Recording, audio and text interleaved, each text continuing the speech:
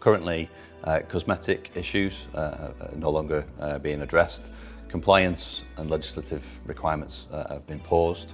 The platform support has been frozen. However, the developer resource and the help desk function will continue, although it itself will reduce over time.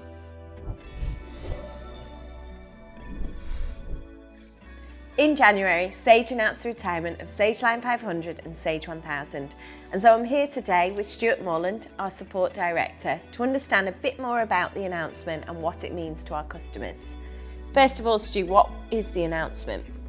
So the announcement from Sage was the end of life plan for the products. Between now and the end of 2024, Sage will gradually reduce the levels of support they provide to us and our customers, ultimately rendering the product unsupported. Okay. But what does that really mean to the businesses that are on it? So it means that between now and the end of 24, Sage will reduce levels of support across various elements, whether that be functional issues, developer support, compliance support, the platform the product sits on, and ultimately they'll remove the help desk that we use when we need to escalate issues to them. And is there impact on the businesses today? Thankfully, the impact is minimal. So over time, it will reduce. So currently, cosmetic issues are no longer being addressed. Compliance and legislative requirements have been paused. The platform support has been frozen. However, the developer resource and the help desk function will continue, although it itself will reduce over time. So 2024 feels like a big milestone. Is that the end for the product? Yes. And no also. So yes, from a Sage point of view, the end of 2024 is the milestone date at which point they'll cease supporting the products. They are going to issue a 5-year licence, which will take customers through to 2029, and Datel will continue to support all our customers, albeit on a reasonable endeavours basis, through that period.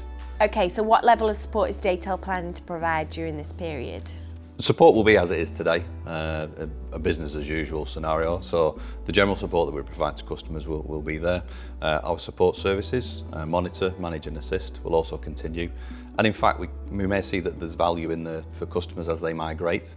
The third-party support for products will be influenced by those third parties themselves. However, the help desk function will continue. Okay, great. Sounds good that it's business as usual for our customers. Let's just talk about our people for a second. We've got quite a few people who are experts in Sage 1000, both in your support team and the consultancy teams. What's the plan for them? Because they're much loved by our customers. Yeah, much loved by the customers and the company. The plan is that will continue, that they'll continue to provide support as they do today. The same familiar voices, the knowledge, the approachability. And as we progress and we see customers migrating to other solutions, we'll also be looking at whether there's opportunity to cross-train and migrate those staff into other teams, so that we retain that knowledge, and experience, as we've got today. So not much change that the customers will see for now? No, the same voices, the same reassuring comfort and level of service. Great. As we get to 2029, can customers just stay on the products till then? Yes. With the licence that will allow them to continue to use the software, the support will continue on this reasonable endeavours basis. However, what is likely to happen is that the customers will potentially face issues both internally and externally, which may present themselves and force a discussion that the businesses aren't quite ready.